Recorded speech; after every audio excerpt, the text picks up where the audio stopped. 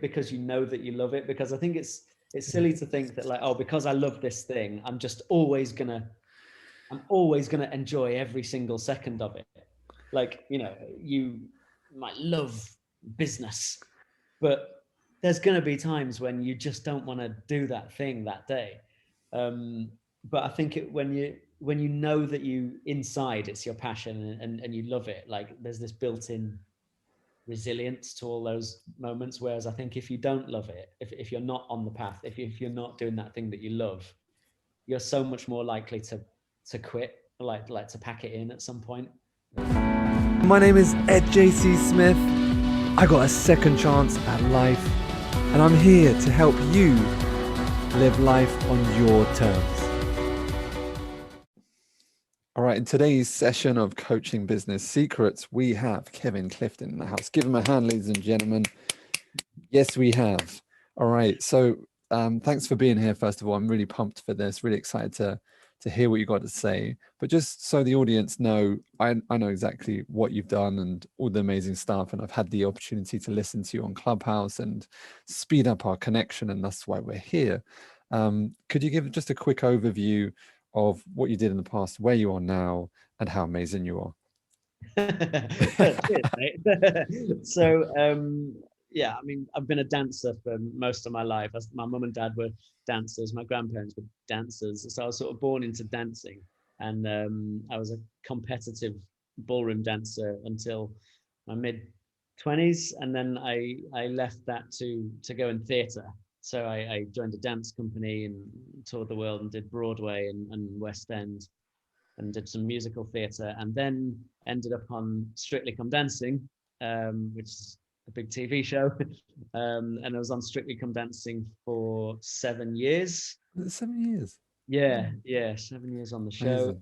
You won it in 2018, is it? That's it. Yeah, won the show with Stacey Dooley in 2018, and I left last year because I'm doing a lot more theatre stuff and some other projects now as well. I'm writing a lot as well now. So yeah. What were you writing? I'm a lot more into acting and singing as well. That's the side of me that not that no one sees. People have come to see the shows, but I think because of Strictly Come Dancing, everyone just knows me as a dancer. I'm an actor and singer as well, which has led me to the theatre projects. And I'm currently writing a TV drama. Nice. Yeah, based on the competitive dance world, but quite a gritty drama. I don't want it to be like a fluffy wins the day in the end type thing. I want it to be like a proper gritty drama. And I've written a children's book as well. Nice. So, yeah, been doing a bit of writing. Oh, I like it. Well, what's the children's book called? Well, it's not out yet. So okay, cool. I'm in the stages that it's being keep it on the low low. Yeah, it's being edited and you know it's being changed. I'll just change that bit, and then if we can modify that bit, and then we'll get an illustrator in, and then it will be available. Nice. Okay, so where could people they could go and get access to that in your Instagram account? Yeah, well, yeah, like I say, it's not like find more about it kind of thing. Yeah, I mean, yeah, in my Instagram is, I have to always tell everyone, like, because my Instagram and socials are all Kevy Clifton, because like a lot of my mates call me Kevy as opposed to Kevin, but then it's really annoying when I have to tell everyone where to go to on social media, because it's like Kevin Clifton. Yeah, well, it's Kevy Clifton. Yeah, Kevin Clifton. Well, no, Kevi, because Kevin Clifton was already gone, like, but someone else is some like hockey player in America or something. We'll find you, don't worry. I'll track you down.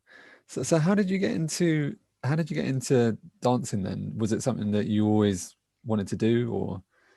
Well, I don't remember my first dance lesson. I was 4 years old, because my mum and dad have a dance school, as they were dancers. There you go. So I was just always around it, and apparently, like on a night, one of the nights when like grandma and granddad couldn't babysit or something, they'd take me along, and I'd be sat at the back with a colouring book, and everyone's jumping around in front of me doing a dance class. So I just started copying and doing it as well. And then before you knew it, I was in the dance classes. And then I think about 6, when I was about 6, I did my first competition. 6? Wow. Yeah. Yeah. So they were very supportive of this as a journey for you. Yeah, well, I mean, it was their path as well. So like Mm. they knew all the ins and outs of it. So I sort of felt like I just grew up in that world. It was as normal to me as anything else. Like you wake up, have your breakfast, go to school, come back, do some homework, go dancing. It was like just part of my routine until I was in my like later on in my career. I got to a point in my 20s where I was like, I had a bit of a crisis of like, actually, was this my choice? Do I enjoy this? And I decided that I hated it, and I gave up dancing. So how old were you then? I think I was probably about 24, something like that, Mm. 25 maybe. Just Um, taking some notes. yeah, and I gave up dancing, and then I got re-inspired by a couple of things that I saw. There was a show called Burn the Floor, which I've been involved with ever since, and I went to see Matthew Bourne's Edward Scissorhands, the dance show on stage in London, and I realized that my passion, like I'd been on this road of trying to win competitions, and like the goal was to win. I've got to win the British Championships, I've got to win the World Championships, I've got to get this trophy. And it was all about that, and I sort of realized that I wasn't dancing how I wanted to dance. I was getting nothing out of dancing itself. It was just all about the winning trophies. um, and when the trophies didn't matter to me anymore, I was like, all right, so I don't like dancing anymore. But then it took me seeing these other things to go, actually, I kind of love dancing, I love storytelling, I'm just not bothered about competing. And I always say, like, it's like I wanted to express myself as opposed to try and impress everybody else. Mm. I think Yeah. it's fascinating that, like, so I mean, so yeah, you grew up in that environment. It wasn't like a like the story of the, forgive me, what's his name, who Billy becomes the Elliot. ballet, Billy Elliot, where his parents are against him, or No, dad is against him. Oh, that's good. no, my mum and dad were very much a part of the whole thing. Like the Billy Elliot type stuff came probably a little bit like around mates and school and stuff. It was like I didn't want to tell too many people that I was like. At the end of the day, I was this. I mean, eventually everyone found out, but I was the kid in school who was like, I'd be doing a competition at the weekend in like Solihull or something, and then I'd go to school on a Monday, and I'd had to have had fake tan on. So I've got a fake tan, like I've got a tanned neck, like up to my Yeah. face, but like I've got no fake tan on my face because that'd just be makeup. So I'm tanned up to my neck. I've got an orange neck because I was doing ballroom dancing with my sister. She was Oh, my dance partner who was in the year below us, and at that age where girls are growing a bit faster than boys. So at that point, my sister was a little bit taller. So my mum and dad had decided that I'd had to have a perm so that my hair would stand up a bit and I'd look a bit taller. Like that's what I was up against in school in Grimsby. wow. So did you get stick from it? I did a bit, but then to be honest, I sort of quickly figured out that the best way to deal with it was to just take the piss out of myself as much as possible. So it's like I used to come in on a Monday morning with like loaded with bullets to fire at myself before anyone else could. It was just like coming in like, look at the state of me, look at showing everyone the fake tan, like, oh, look at this terrible perm. Like just self-deprecation was like the only Perfect. armor. Yeah, it's Yeah. the best way to take away any sting that could potentially come back. Wow, that's Yeah. really cool. And that. So can we have lots of people that I think they hit that critical stage around 24, what you did, and you just question whether that is your own journey. That's so you got re-established on that journey. You got re-inspired. You started taking, I suppose, what would you say you started from that stage, really starting taking it to a whole different level from 24? Yeah, I think at that point I started to realize what it was that I actually wanted, as opposed to just this path that I was always on. Mm. Um, and like I said, I'd seen these couple of shows, got really inspired by that, and it was like, right, okay. There was this realization of like, I want to tell stories and make people feel stuff when I'm performing, and Mm. I don't want to just dance like this, sort of dancing by numbers for these judges, so that I can win the competition. It's like it's empty. So I felt like I want to I want to storytell, and I was lucky that like I got offered a place in the Burn the Floor dance company, and the sort of artistic director, choreographer guy, Jason Gilkison, became this mentor for me, who gave me, and he didn't tell me you have to do this and you have to do that, which is what I'd been told forever as a dancer. He suddenly was interested in what could be brought out of me as a performer and what was authentic to me, and he let me kind of make some mistakes, and he let me go down routes of like, I'm going to perform like this, and I'm going to like, I became a goth, and I had like long black hair down to my shoulders, and I had like black fingernails and black eye makeup, and I was like, yeah, that's me now. I'm like the rock star of the ballroom. You better get used to it. And he sort of let me go through that phase. It was almost like when some people might like leave home and go to university and sort of discover themselves a bit. Like that was my time of discovering myself a bit, and that was really good for me because I became a lot clearer about who I was as a performer, I suppose. What was the hardest thing about getting on Strictly? Getting on Strictly, well, I was rejected twice. I was turned down twice. I first did my first audition for Strictly. I was on tour in America with Burn the Floor. I was in Chicago, I think, and we did like a Skype meeting with the BBC. And at that time, I was all gothy, and I was giving it like, yeah, you know, ballroom can be so much more rock and roll than people think. And I'm like, I thought I was going to be this guy, this like Jim Morrison character that was going to come in and shake it all up. And I was exactly what, you know, the BBC were looking for. They weren't ready for me yet, but I was going to change the whole game. And like, that was this whole thing in my head. But they're pretty much the most successful show on TV. Like they had no need for this gothic scarecrow to come in and do things differently. So it was like, no, thanks, he's not right for the show. And I suppose that was, you know, difficult finding out, oh no, they don't want you. And then the next year I'd found out from someone on the inside that the biggest problem they had with me was my image. That they were okay with my dancing and teaching and whatever, but like the image wasn't right for the show. So I changed my whole image. I cut my hair and went very like Saturday night family TV, you know, side parting, nice smart shirt and a tie, put my glasses on. Like I do wear glasses, but like I put my glasses on, and then I thought, okay, this is it. I'm going to get it. I just have to be a bit like this. And then I didn't get it again. Right, okay, then I must just not be good enough. But then like I was offered one job, said, right, you're not going to be a pro on the show, but you can be part of the advert.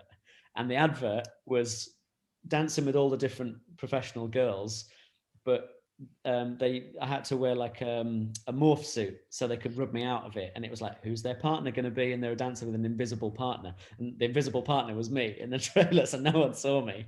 But then last minute they turned around and said, there's a place opened up literally last minute. They're like, we're going to have 15 this year instead of 14. A place has opened up. Do you want the job? So I went, yeah, amazing. They're like, right, you start on Monday. Like it was that close. Yes. Wow. But then I felt like I had to stick to that. Like, okay, I'm going to have to be good. Don't be the goth. Don't be the goth. Yeah. What best thing about winning that show? Well, I mean, there was a moment of release when it happened because I'd come second on the show 4 times before winning. So it got to the point where I was like, this is never going to happen. So it was just a massive sort of moment of relief, I guess, with winning the show. Because I always maintained that like it's all about the journey and the you know, creating art and creating entertainment and loving what you do, and you know, the winning the trophy. Because remember, I gave up competitions to express myself, so I was always very much on that. But still, of course, there's that bit of you that's going, it'd be nice to win though, like, you know, at the time. And I come second 4 times, so yeah, I think it was just the relief more than anything. Yeah, that's nice. I like that. Worst thing about winning? Weirdly, it was a sense of all right, well, I've done it now. And it's like, it's over. And all that stuff about like the excitement of the being on the path to doing what you want to do, and the whole sort of experience and journey of it. It was like, well, that's done now. That's over. And there was a really weird night, because in the moment when it happened, like, the winner is Stacey and Kevin, it was like pure like euphoria, and like like my legs gave out and I just hit the floor, and I was like, oh my god, oh my god, oh my god. And it was like everyone was coming up and congratulating us, and my phone was going mental, and like it was a crazy sort of hour. And then there was the wrap party afterwards, and at the wrap party I was just stood there like in a bit spaced out. It felt there was a big come down, and everyone was coming over going, oh, you must be on cloud nine. I was like, I don't know, not really. And then my mum was there, and she went, are you all right? And I went, yeah, I just think I'm going to go home. And I just literally took my glitter ball and went home, and I put it in, and I was put it next to me in bed. I was just like laying there in bed and put Match of the Day on. And that was it. I was like, oh, I just feel kind of chilled, and like I just want to have a cup of tea and watch Match of the Day with my glitter ball. Nice. Here's a question we get asked a lot. What's the best thing about doing something you truly love on a daily basis and now have a super successful career off the back of it? I think it's just that if you genuinely know that you love that thing, there's like a resilience that comes with it. So even when things, and even when it's difficult or things are going like, oh God, I can't be bothered to go and do that thing today, like you still go and do it because you know that you love it. Because I think it's silly to think that like, oh, because I love this thing, I'm always gonna enjoy every single second of it. Like, you might love business, but there's going to be times when you just don't want to do that thing that day.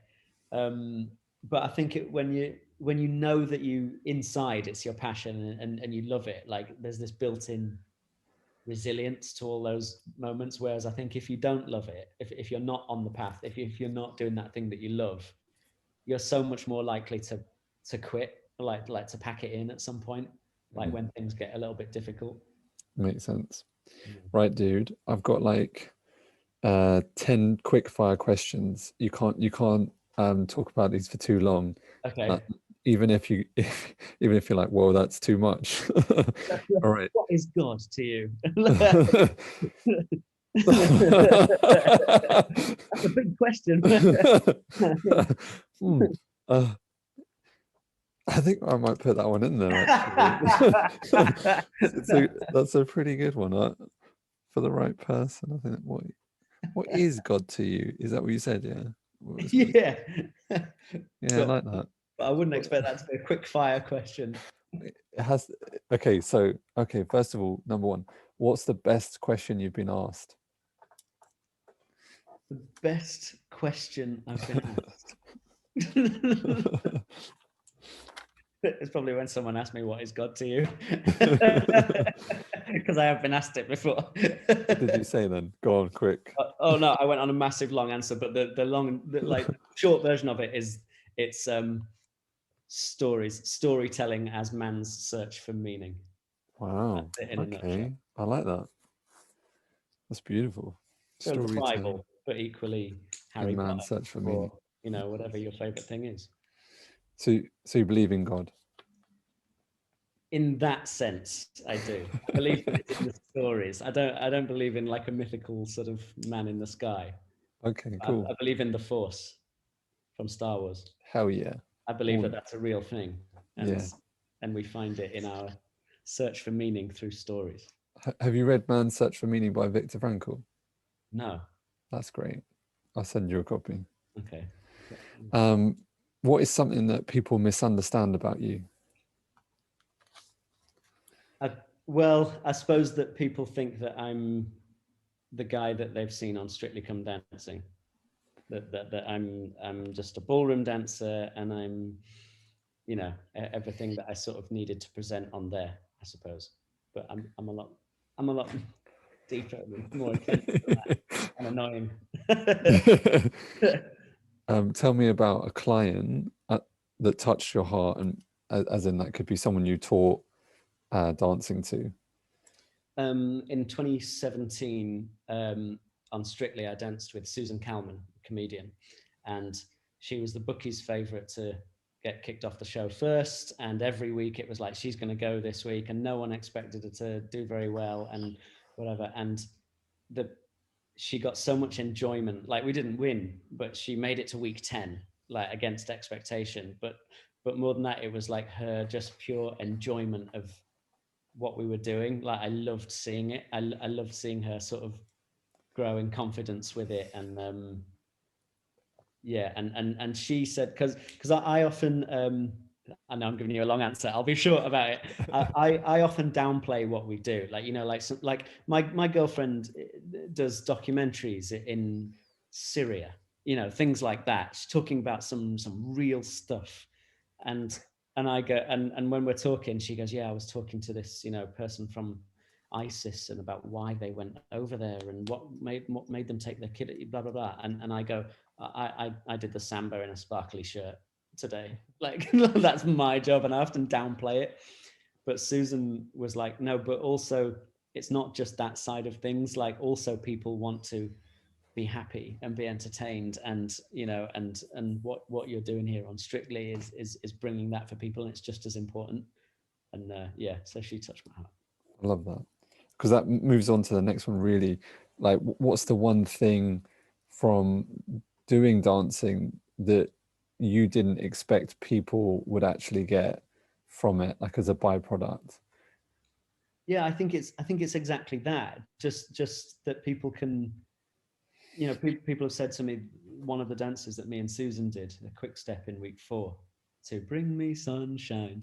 They said, like, in some of their lowest moments, that they've put that on TV, like on YouTube, to watch that, because it sort of cheers them up. And I think that's, you know, like I said, I started out, it was all about the win. It was all about the trophies and whatever, but actually there's much more to it than that, about how you can make people feel through art and storytelling. I totally agree, because as much as you say, no, I get people sharing the seriousness of life, which your girlfriend does, and I totally appreciate that has a space. But I would still say, you know, spreading happiness and enjoyment is far, far greater.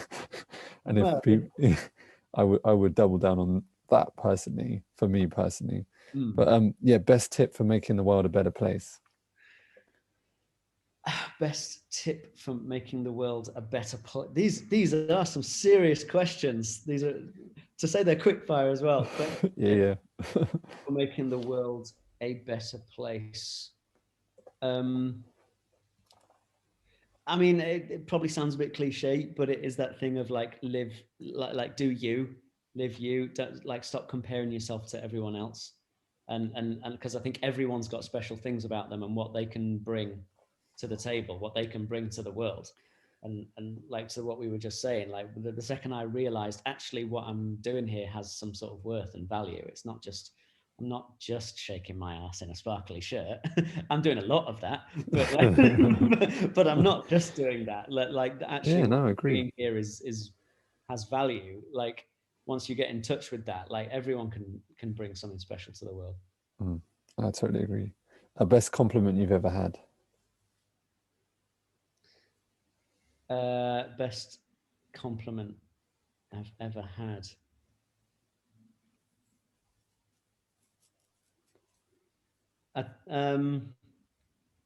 You know, I think it was just like, out of all, it's easy for people to say to me, like, oh, I like your dancing, or I like your performance, or whatever. But someone once said to me that, like, on Strictly, I was giving them the gift of this, like, art, but in a really kind way. They said I was very kind, and that was like, oh, that's really nice. I've never had that said in that way. This is one of my Normally it's favorite. just, huh? It's one of my favorite questions, because like it, you know, there's always something that people have been complimented lots and lots and lots of times for, and there's underneath something that's unique and different. And I think that's the art of amazing compliment giving, and looking for, I suppose, and it's also looking for the deeper qualities that are more under the cover of maybe not what's not initially seen by someone. Yeah, So, exactly.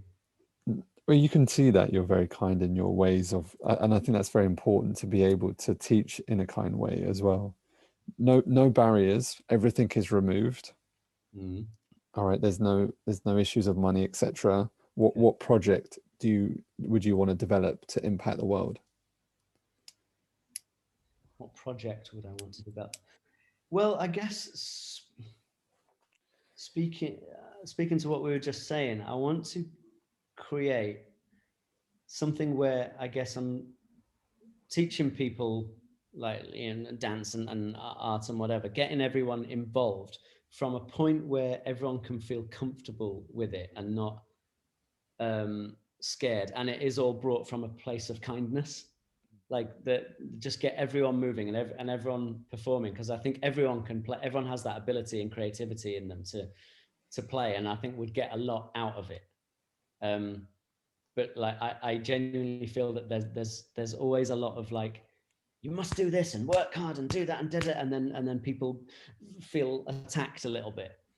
So like, I don't know exactly how the project works, but just yeah, something that is brought with kindness, where everyone can feel in a completely safe space to go and create and make whatever the thing is that they want to make. Like if there was a pot of funding that can just go, make this, and it's okay, and no one's gonna come down hard on you. It's your chance to just explore and create something along those lines.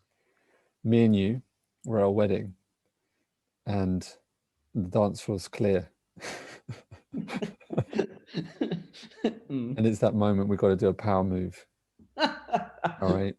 There's two sides. It's me versus you. What are you going to do as a power move? Like you can't use your rhythm and all the fancy steps. Okay. You got one clear power move that sends a message. I can't use rhythm. You can't use like you can't be using like combos and stuff. It's like like it's a one power move. It's like a breakdancing kind of thing. We're having a dance off. Well, I can't break dance, so it wouldn't be that. You've got some power moves, I'm sure. I always do this thing before like, it's not that impressive as like a dance step, but like it's a bit Tony Robbins, I suppose.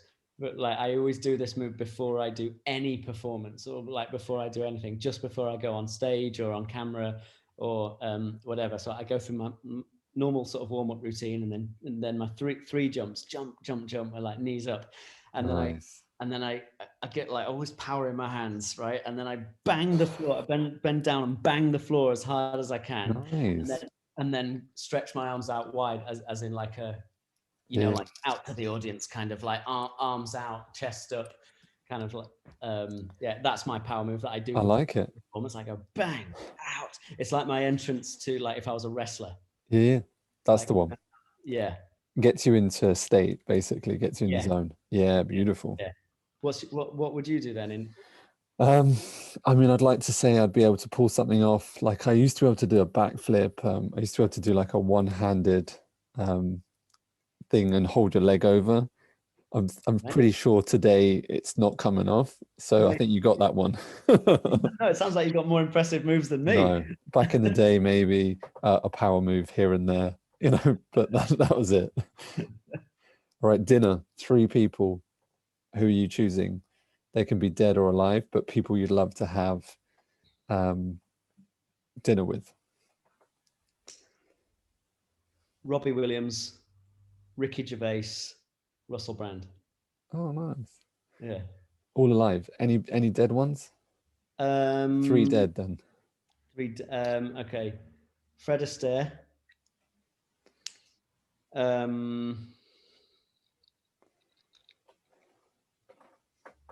Macho Man Randy Savage. Really? Yeah. Amazing.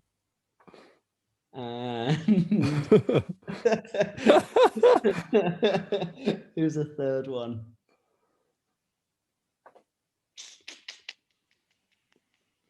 A third one. Someone like George Best, or someone like a footballer that would be really interesting to talk to. Nice. Yeah. 18-year-old self asks you for help now, what do you say? Your 18-year-old self. Yeah, I would say stop overthinking it all. Like, don't overthink everything, and stop worrying what everyone else thinks. Yeah. Yeah, that would definitely would be the big one. Like, you don't need to. Have you read the subtle art of not giving a fuck? I haven't read it. I've heard of it, but I haven't read it. Lovely. And like, just we spend I'll add so that to your list as well then. yeah, we spend so much energy making decisions so that other people are pleased. Yeah. All the time, rather than heading towards what you're into. How old are you now? 38. I do think when you hit that 40, that for me personally, I found like I was like it's each level you go up, you're like, yeah, level of fucks given is 0. Yeah. What should I ask you that I didn't know enough to ask?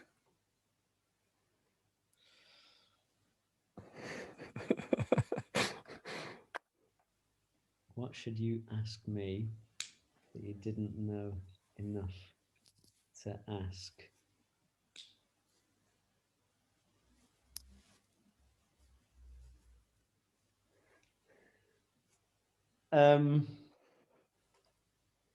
That's a really tough question. Because it's kind of go on, you go. At the beginning, we sort of at the beginning of these questions, we sort of got into the whole thing about like the thing that I just will talk about that I annoy my girlfriend about more than anything is like just the link of storytelling being the running thread and the force, or the thing that God, whatever you want to call it, consciousness, the thing that is the running thread through everything that we do. And I'm always talking about it, and it's why every story ultimately is sort of the same story. Just like, like the whole thing of like Star Wars and Harry Potter and the story of Jesus, like they're all the same story, because we keep coming to those same conclusions about our search meaning. Like we're watching Home Alone at Christmas, and I started going, oh, I see. Yeah. Like, once again, the parents are absent. He has to go on a journey of this. He has to, and Stacey was like, Kev, can we please, like, I get it. I get it. I get that the old man who at first he doesn't trust, he thinks is a murderer on the street. I get that he's also Yoda, and he's also Gandalf, and he's like, Dumbledore. I get that he's that character. I just want to watch Joe Pesci fall over some toys. Like, like, yeah. So like the question would have been like, what do you think of consciousness or God? Like, and this would have been a lot longer podcast. But no, I do. I love it. Have you read Joseph Campbell's that's the Heroes with Thousand Faces? Yeah, that's the one. Yeah. And then I think once you, I do think that I'm with you 100%, because once you can see those phases and you can understand the phases, then you understand the phases within your own life, and then you start to notice that it's we can be the author of our own story, and we can be the god of our own journey and all that business. And it's like I'm 100% with you. Which is why we identify with characters in whatever we're watching, what movie, TV show, play, musical, whatever. We identify with certain characters to give us an idea of what is good, what is bad, what is evil, what is right, what is wrong.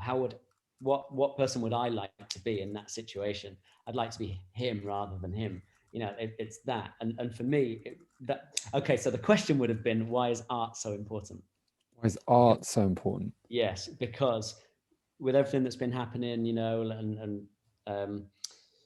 people have this thing of like, oh, just retrain. All they do is, they're just lovies prancing about on a stage anyway, get a real job. All of this sort of nonsense is like, for centuries and centuries, we've been searching for like what we're about, what is good, what is bad, what's right, what is wrong. And we've done it through art and stories and expressing ourselves. And like to me, that's what the Bible is. I'm sure this isn't where you wanted to go on your podcast. No, this is amazing. But this is these life. stories came about through millennia, or in different ways, and using art to do it. And it came at collected stories in like the Bible, and then later on, like we've got to now where we've got the likes of Harry Potter and Star Wars, and it's all the same messages and ideas about who we are as people, and what and how we make decisions, and what's right and what's wrong. And we're constantly searching for it, and it's art that is the search for it. It's a constant exploration of ourselves, and that's why art is so important. So when you're saying art, you mean like the category of art, as in Yeah, dancing, films, singing, books? Yeah. acting, painting, writing, yeah, whatever the Mm, art is. But that's why art is so important. And if it dies and it goes away, we're left with no exploration of who we are. mm. Mate, I like it. I love it. It's also I like it from the I'm fascinated when they don't follow the sequence, right? Mm, And then the you know the movie doesn't do as well, yeah, and where you know, like I think we all, you know, watch because we want to transform. We want to find a deeper meaning to life, and those that follow that the 12-step process, or you know, at least take that person on the challenges, and then you know, revere a new value off the back of it, are the ones that always is more successful, and it's in the figures. So mm, you know, there's definitely, you know, that's what we want, dude. I love Britain's Got Talent when they do the, you know, like the sequence stories of like the dancers and you know the sand and those things, or yeah, yeah, the small ones and the big ones. yeah, Yeah, dude, yeah. I love Britain's Got Talent. I've watched it for Yeah, years, and yeah, I'm a massive fan. amazing. I love seeing people, I love seeing people succeed, and I love the my favorite ones are the ones where they're not sure if they're very good, and Yeah, you know, and they come on there, boom, yeah, and they yeah, yeah. absolutely epic. Yeah, And because everyone can identify with those people, because we'll have yeah, nerves of, like, it's the same thing. We'll have nerves of trying to come out of your comfort zone, like and going on yeah, a step like that, going on a show like that, and doing it in front of everyone, suffering everyone's opinions, and go like we all have that in some way in whatever we do. And yeah, then to actually take that step and know, nah, I'm going to do it, even if it's like for someone who's nervous of going on Clubhouse, nervous of yeah, speaking on Clubhouse or something, you're going to have that, like, oh, I don't know, because I don't know if I'm good enough, or I don't know what people are going to say about me, and da, da, da, da. Like we all relate to it in some area, and yeah. then going and doing it, and then we like to then put ourselves in their shoes and think, oh, imagine if that happened for me, and it all went really well, and like we love that story.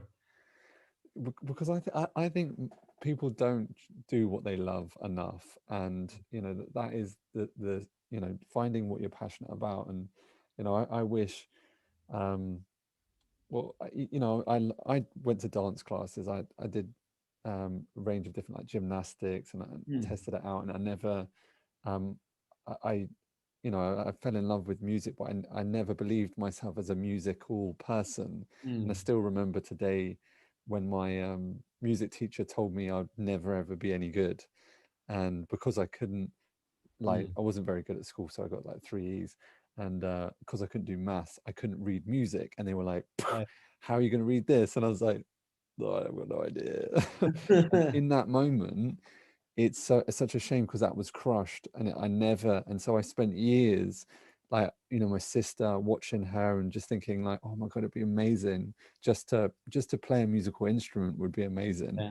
And so this year I just, like, I don't know how I hit 40, and I was just like, I'm gonna play that. Like, I mean, I really am a huge fan of, I've watched you for many, many years. I love dancing music, but like Mm. I also watch these guys on YouTube when they do these piano playoffs and stuff. And my Oh yeah. girlfriend's like, what are you doing? I'm like, Yeah. I don't know. She bought me tickets to watch Britain's Got Talent, and you're Brilliant. like, um, and so anyway, this year I was like, I hit 40, and I was like, do you know what? I'm going to do it. And I started playing the piano, and I found a teacher online, and it's one of the best things. I make sure I play every single day. And I've learned this new method, like this, or he says I'm not sure, it's probably not a new method, but it's like this Mackenzie method, and you learn the patterns between the keys. Right. And in less than 2 months, like, I can play all my scales. And I was just like, Amazing. that blew my head. And Yeah. you're like, Yeah. the difference it makes for meeting, like you said, your mentor at 24, that showed you a different way. Like I'd never considered a musical mentor. And yeah, wow. I think I can see a great future for you to be able to teach that sort of stuff at some stage, if that's the journey for you, I hope so. because I think you'll be brilliant at it. It's that thing of like labels, like when people say, "Oh, you'll never be able to do this," or "You're this kind of a person." Like to kids, like that goes in and sticks with them, and then they grow up as this like, "Oh, I've put that sticker on." Even just things like, "Oh, you're a real chatterbox. You're a real extrovert," and that's they've listened to that, and that's the sticker that's gone on, and it's like, right, extrovert. And they grow up believing that they're this massive extrovert, and then they'll be in a situation when they're older where it doesn't feel like they're an extrovert at all, and they can't compute what's happening, because it's like, why am I not confident in this situation? I'm an extrovert. And it's like, well, you might not be. You might be an introvert, or you might be able to play the piano. Like someone's told you can't, but you might be able to. Like you probably will be able to. Like it's just like, but all these labels get put on people, and people stick with them. So I can't ask you the book title one. Okay, I can, but not the one that you've written. If you were leaving your legacy and there was nothing else left, nothing you've done, you can't see it online, but there was just a book title, and it's, what would be that book title about you and your life?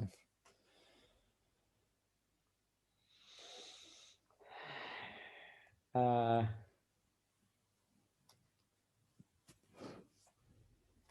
love watching people squirm. yeah. I don't want to my give favorite a part. answer.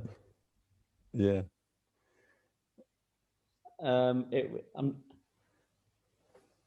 It would be something around the journey to express and not impress. I'm trying to think of a good title. Express, not impress. Yeah. It's a great title. Express, don't impress. Yeah. Unleash your creativity, maybe. Yeah. As a strapline. That. Yeah. Unleash your creative gift. Ooh. Underneath there's a strapline. Yeah, like because I feel like it'd be like unleash you, but like that's just Tony Robbins, isn't it? Unleash the power within. Oh, someone already did that.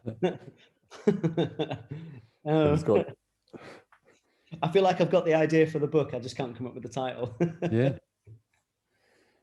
Most important thing you learned and why, and then it's just got one more after that. You.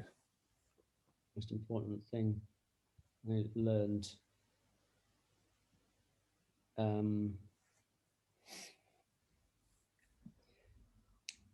It's like I don't really want to sound all cheesy, but it's okay. It's on the same theme, I guess. But it's like that. It's okay to be yourself.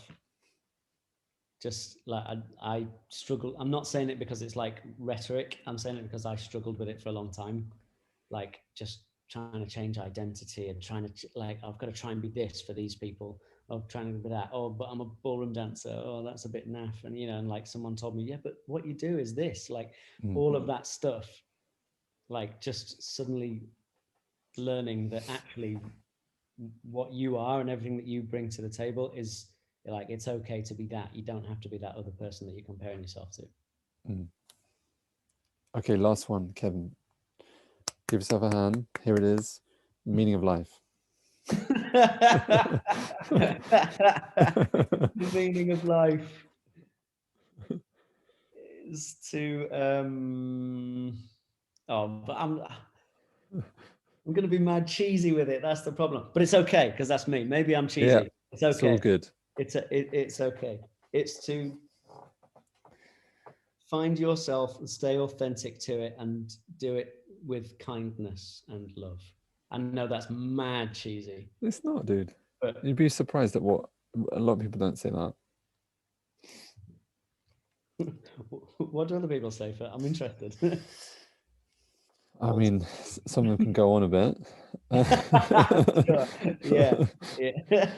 But it's just like to find your frequency and be kind with it. Yeah. And be authentic with it. Kevin, thank you so much for jumping in today. Can you tell people where they can find you one more time so that they can go down to your Instagram, Kevin Clifton? Yeah. So like Instagram, Twitter, all of that.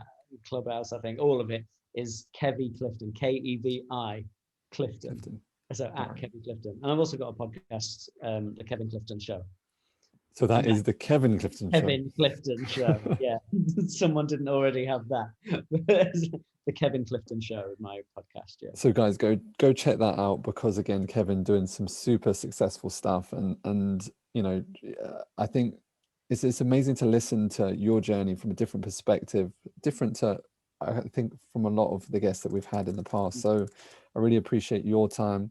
One more time, go check out Kevy Clifton Instagram and Kevin Clifton Show, and you can go and spend time with Kevin. All right, thanks so much, you guys. That's it. I'm gonna stop recording. If you want further help in this area, we are opening up a couple of strategic calls with my team. It's not a sales call. All right, it's purely a one-to-one consultancy session. All right, it's a true value to our business at $500. That is what I charge our team out at a consultancy level. However, it's completely for free. All right, there's nothing for you to buy. It's a consultancy session. All right, at the end of that session, if it makes sense for you, and if it makes sense for us, and if we believe that you have a good offer, all right, we'll make you an offer and we'll walk you through what potentially would entail becoming a client of ours. However, it's not a sales call and there's nothing to buy, okay? At the end of that, you will walk away with a clear plan, a clear structure of exactly how to do this, okay? And so we've had a great testimonials off the back of people booking calls. Someone like Gary who was stuck in his membership and it was like $97 a month. I hate low front-end memberships. They don't work. It's very difficult to scale your business, especially when you're starting, okay? And so we were able to help Gary plan out his signature program, plan out his increased prices, that he was able to take it up to a 5K offer, what he was needing to do to provide that. And as a direct result of that, was able to translate that into 3 sales off the back of that call within a short period of time. So that call in essence made him 15K, and that was a free call. So click the link below and you can book a strategy session with our team and they'll take you through that. There is an application process so that we are working with people that are serious. If you're not serious, please don't bother. All right, I appreciate you. Just go out, hang out with some more free information online. But if you are serious and you want help right now, then click the link, go through the application process, make sure you fill that out effectively. If for whatever reason we don't believe that you're going to be serious or you're not going to turn up, then we will cancel that call, because it's only on a first come basis. That being said, if you want a free strategy session of value, $500 to get you clear right now, then click the link and I'll see you there. All right, that's the end of today's session. Thanks for watching. If you like these sorts of videos, then subscribe to the channel and I look forward to seeing you again soon.